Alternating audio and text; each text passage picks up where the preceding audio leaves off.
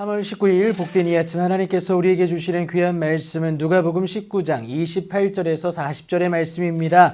비난보다는 찬양할 수 없는가? 라는 제목으로 같이 말씀 나누도록 하겠습니다. 오늘 본문의 후반부에 해당하는 41절부터 48절의 말씀은 내용 흐름상 내일 본문의 전반부인 20장 1절에서 8절의 말씀과 묶어서 추라스 속 시원한 강의를 통해 다루도록 하겠습니다. 이제 예루살렘을 향하여서 가시다가 감람원이라 불리는 동산 가까이에 있는 벳바게와 베다니 가까이에 가셨을 때의 일입니다. 예루살렘 입성 직전이에요. 예수님은 갑자기 이해할 수 없는 요구를 제자 중 둘을 불러서 하게 되시는데 너희는 맞은편 마을로 가라. 벳바게로 추정이 됩니다. 그리로 들어가면 아직 아무도 타보지 않은 나귀 새끼가 매어 있는 것을 너희가 보게 될 것인데 그것을 풀어서 끌고 가져오라는 겁니다. 만일 누가 너희에게 어찌하여 푸느냐 묻거든 말하기를 주가 쓰시겠다 하라.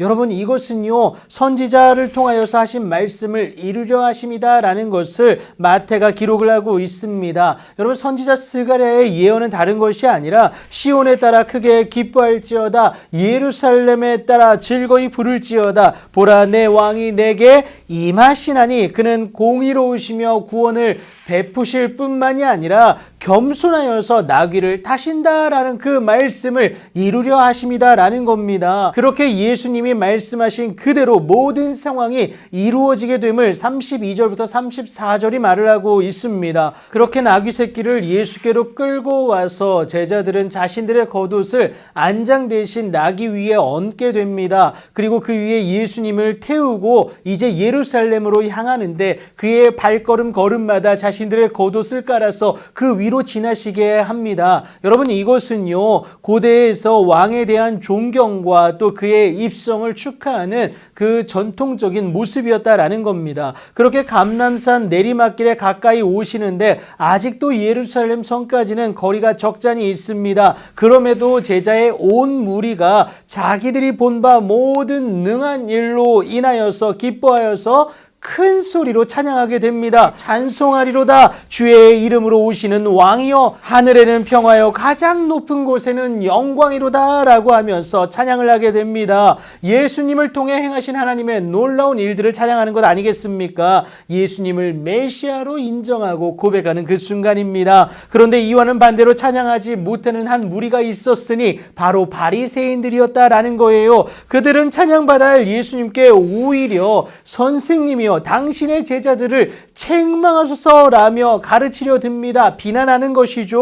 직접 눈으로 보고 귀로 들었음에도 불구하고 무엇보다 여러분 구약 성경을 통해서 이루신 그 성취된 예언의 당사자 아닙니까? 그럼에도 불구하고 여전히 비난한다라는 겁니다. 하나님의 일하심을 자신들의 유익에 견주어서 실익을 따지고 있는 모습이다라는 거예요. 그런 그들을 향해 예수님은 책망보다는 분명한 사실을 말씀해 주시는데 이 사람들이 침묵하면 돌들이 소리 지를 것이다 라고 말씀을 하세요.